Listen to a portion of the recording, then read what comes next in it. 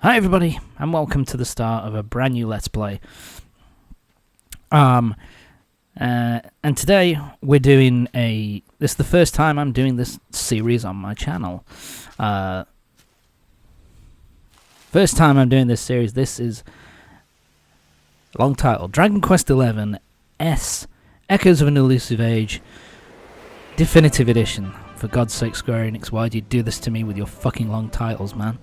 And so yeah, this is Dragon Quest XI, the re-release, which was released on the Switch in 2019 and was released on PC, PS4 and Xbox in 2020. Sorry about that, fucking hell, I was trying to remember. The original game was released as a PS4 and PC exclusive in 2017. So yeah, this is a fair few years old now. And there's that music. Oh, that sounds so good. I love the music. Music of this game is simply superb. And the definitive edition gives us a fully orchestrated soundtrack, which is probably the biggest thing that it adds but basically so what the definitive edition adds is basically gives you a fully orchestrated soundtrack. It gives you the ability to play the entire game in 16-bit instead of playing it in with the original kind of 3D graphics, as well as adding an extra 30% of additional story content in the form of an epilogue, much in the or a third section of the story, very similar to Persona 4 Golden and Persona 5, where they added Persona 4 Golden, Persona 5 Royal, I should say.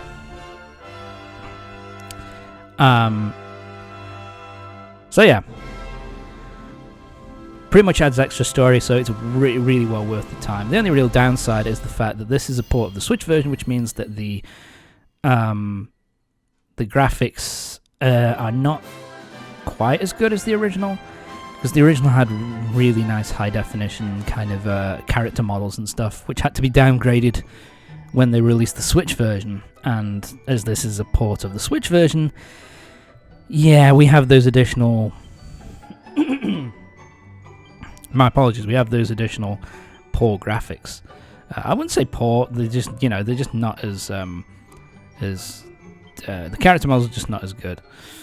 If you really care about that, then yeah, you can get the there is a bunch of mods on PC that you can do. So here you can play in 2D mode or 3D mode, so you can play the entire game in like a 16-bit kind of system, kind of making it feel very like the original game. And it also gives you a full 16-bit soundtrack, which is actually pretty fucking cool. But yeah, I'm going to be playing it in 3D because, it just looks so good. This game is such a pretty game. In fact, during the intro, I was going to mention, God, the 3D, the intro kind of story, the intro that was shown just there is just so fucking beautiful. Just so beautifully animated.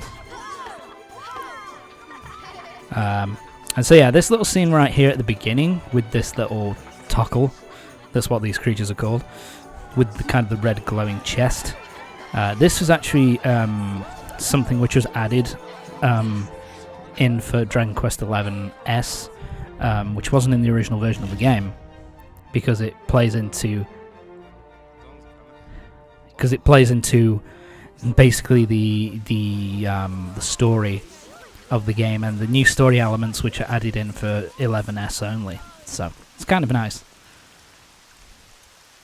In terms of the toggles, we actually won't get an explanation as to what the fuck these things are for quite a little while yet. My god. Look at all these kings. They look so good. I love this these cutscenes are so fucking beautifully rendered. They look so nice. There's the mark. There's no mistaking it. This is something which I like about Dragon Quest XI. They do like to add a lot of basically regional accents in the game, which I kind of like.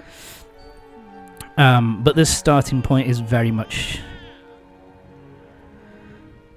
It's pretty much your bog standard JRPG / fantasy kind of story fare of, you know, the child being born who bears the mark of the hero kind of thing. And that's going to be our main character. Not the queen. The little baby. It'll be a little while yet before we see what happens. Oh, God. Things went badly quickly there, didn't they?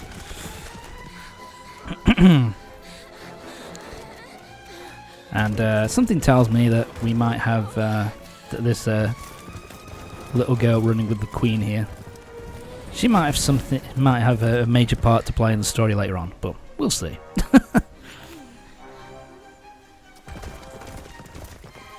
Also, Dragon Quest XI, basically it was released in 2017, which was and was kind of the game released to mark the 30th anniversary of Dragon Quest. So yeah, the first game was released in the year of my birth. Fucking hell. 1987. And that's why, basically, Dragon Quest XI is kind of like a best of.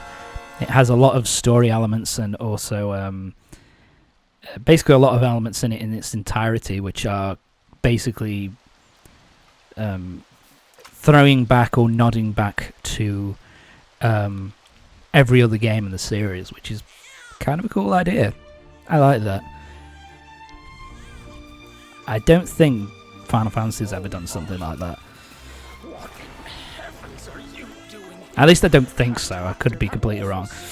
But again, these cutscenes, they look so fucking beautiful. The water looks gorgeous, and the greenery and all that. It's just such a nice looking game. Something else I didn't mention there as well, that the character designer for this game is Akira Toriyama. Has been, I think, at least a monster designer for every game since Dragon Quest 1. And he might be a familiar name because he is the creator of the Dragon Ball series. And yeah, you can really tell with some of his character designs. They really throw back to... they're really...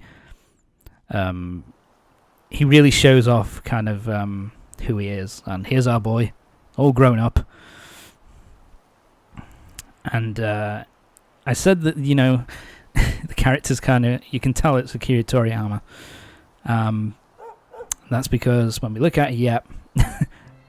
The hero design here is pretty much Android 17 from Dragon Ball Z. Which is not the end of the world. Not as a bad design, it's just you can really tell. And here's what I also think that this character here, Gemma, she's got a very kind of... She's got a bit of a Bulma vibe about her. At least from her... the way she looks, her character design. Maybe not in character. She's a bit of... I'll be honest, she's a bit of a bland one. She's a bit of a bland character, this one. She's basically the stereotypical childhood friend who has a crush on the main hero kind of thing. Although I will say Sandy, I love Sandy's design. The little dog, it definitely... super cute dog design. Well, also, you know, it's a big kind of Labrador type dog, but it also looks so adorable. Which, you know, well done to them. But here we are, gameplay. We're walking a bit now. So yeah, just to mention it, I'm playing this on the Xbox Series X. Runs at 1080p 60 FPS. Really lovely, and it actually, at least on this Series X, it has a it's auto HDR function, which does make the colors and kind of the makes the colors pop a bit more. It definitely makes it look a bit more, a bit nicer. And there's Mom. Hi, Mom. How are you? Yeah, sorry. So anyway. To kind of fill you in a little bit on what's going on at this moment. Basically, we've been...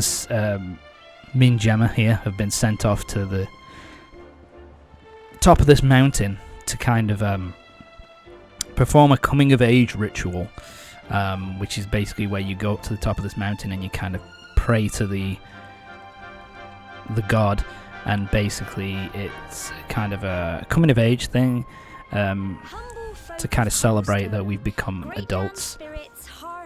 I think, if I remember correctly, I think they're meant to be 16, or they've just, both of them appear to have just, I think both of them have just turned 16. So yeah, so we have to head up to the top of this mountain and kind of do our little prayer to kind of signify that we've become adults. It's kind of basically a thing that the people in Cobblestone do, which, yes, the name of the town is Cobblestone.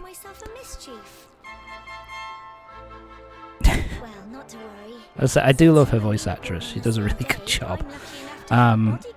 And this is something which I really like about Dragon Quest. They do often have a lot of regional accents. And the local place where we come from, our local regional accent is kind of a Devonshire kind of accent. Oh my god, it's the end of the world. We won't be able to beat them. Why are you fucking scared? They're fucking slimes. They're like the weakest of the weak. Look at those smiling faces. So yeah, our first battle is against 3 blue slimes. Yeah, these things aren't too difficult at all.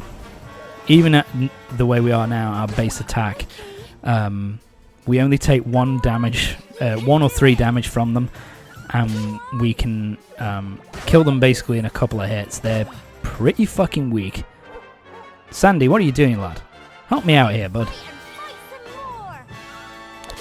So yeah, you're basically in the battles that you are going to be taking a part in, going up the mountain. You're never going to lose, basically, because you got Sandy here who will attack alongside you, and will also bark. If he barks, basically paralyzes them with fear, and they kind of don't move and don't attack. And you can attack them pretty easily. Most enemies go down in a couple of hits. And also later on, Gemma will give you healing whenever you need it. So really, you've got infinite healing. You've got Sandy will back you up and attack. You're never going to lose it. It's basically your tutorial section for fighting. Yeah, it's pretty comfortable. But yeah, we were able to get past the evil slimes. Jesus Christ. Yes, our first enemy is a fucking slime. But whatever. Thank God it's not Rimuru. But anyway, moving on. So you want to head up here first, because basically you come to here, and this is the prayer that you have to say at the top, which is kind of nice. But behind here we've got ourselves a little chest, and we got ourselves a pot lid. So yeah, I'm showing off the equipment here. You start off with the cobblestone sword, and you get a pot lid so you can protect yourself. Okay, so the stuff I'm putting on here, this is DLC. You get it, it comes with every copy of Dragon Quest XI-S, and basically it's the costume of the hero from Dragon Quest VIII. It's actually pretty useful really early on, because it actually gives you a immediate defensive boost straight away, so it's kind of useful in that regard. Something else to mention as well is that basically every member of the party has 2 forms of weapons that they can use. So for the hero here, you can either use a single-handed short sword with a shield of some sort, or you can use a two-handed great sword. Two-handed great sword gives you more attack power, but defensively you're a bit more open, and you with the one single-handed sword and shield, obviously you cause less damage, but you can defend yourself a lot easier, and you're less likely to get hit, and less likely to have much more damage done to you. So that's kind of which way do you want to go with it. And so yeah, every single party member has 2 forms of weapons that they can equip and use. And as you can see here, yeah, that slime went down in 1 hit. And look at that. Yeah, so Gemma will give you medicinal herbs to heal. And the pot lid is basically the first shield that you get. It does, I think, it increases your defense by 2 and also gives you the ability to heal. The reason why I showed that second battle was just to show off that, you know, you can get if you get the first attack in, then you will always go first. So yeah, we're on to the second enemy. The second enemy type you'll find here, which are needlers. These are little rabbit type enemies, which have needles for knitting needles for weapons. They're not really all that strong. They will go down just as quickly as the slimes do, really. The only problem that they do have is that they hit a little bit harder, so they will range from like 2 to 4 in terms of their attack. Whereas the slimes, it's like 1 to 3. But other than that, they're not particularly difficult to beat. It's the second enemy that you face. You want to break open as many pots as you can find, because there's always going to be shit inside them. We got ourselves another medicinal herb and coins. Gold coins you use is your currency. You use that to buy shit, and the medicinal herbs basically are your bog standard healing items. Copper ore is used in crafting. We'll be using that for crafting basically weapons and armor and stuff like that.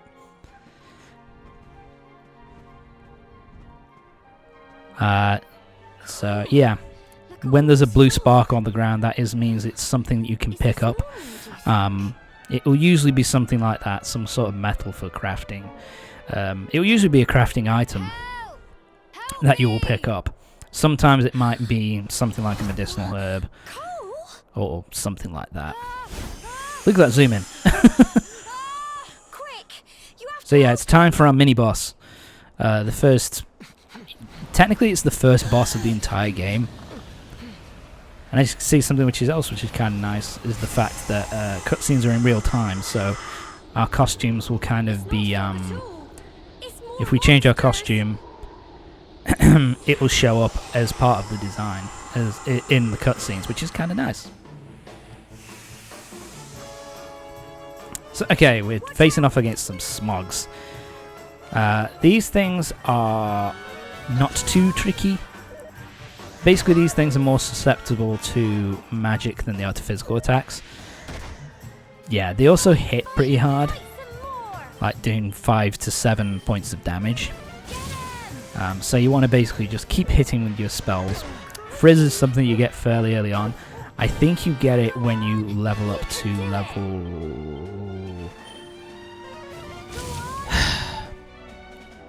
3 or 4.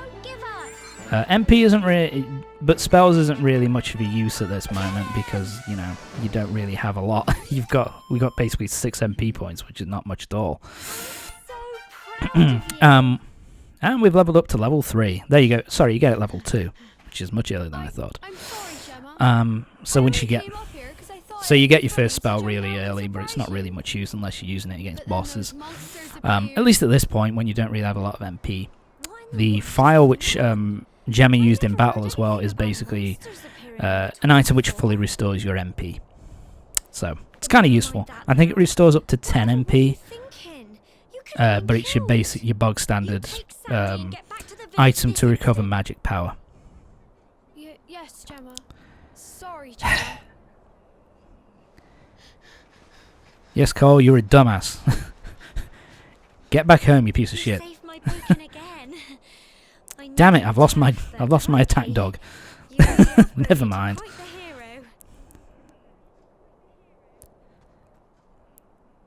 Well, I wouldn't say that.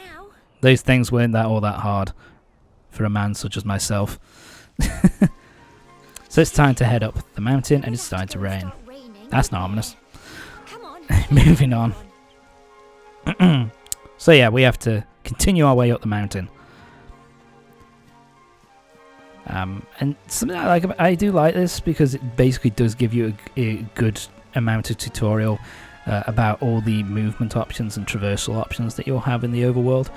So, you know, with climbing up the tree, climbing up the rope like that, which is kind of cool. And the sidling across the mountain sides and all that, and next flying, you know, sliding down the rope as well. So it's kind of nice. It shows you all the movement options and the way to explore that you'll have throughout the game, which is kind of nice. And like I say, the music is so good. The biggest problem, that was actually the biggest problem I had with the original version of the game, because all the music in the game was kind of MIDI and it sounded fucking awful. At least here now it's fully orchestrated, so it all sounds marvelous. But anyway, that's going to be it for this part of Dragon Quest XI-S. Join me next time for the next part, when we're going to perform the ritual and do our little prayer at the top of the mountainside. So join me next time for the next part, when we'll be doing a bit of praying. Sounds interesting, I know. See you next time.